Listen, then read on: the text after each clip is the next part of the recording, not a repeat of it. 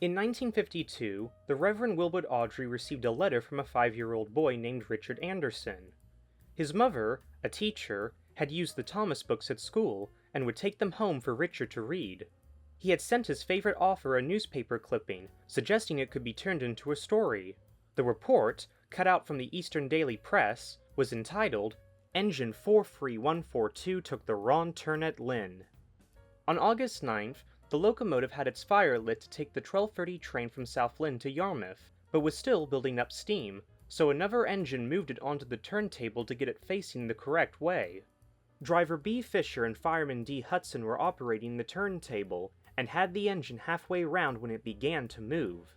Before anything could be done to stop it, the engine tipped over the embankment and plowed into a muddy ditch.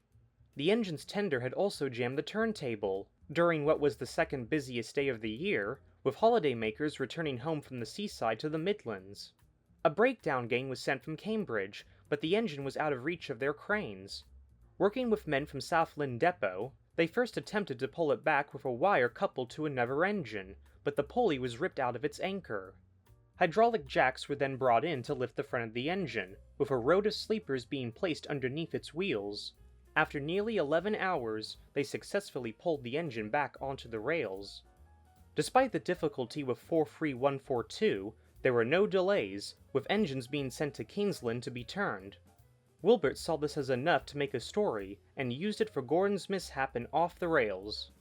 In 1983, Wilbert was invited to speak at the Norfolk Railway Society, where Richard had become their secretary, and the two were able to meet for the first time. When Gordon the Big Engine was published in 1953, Wilbert sent his young researcher a signed copy of the book, who thanked him and said he would keep it very carefully. More than 30 years later, Richard had kept his promise.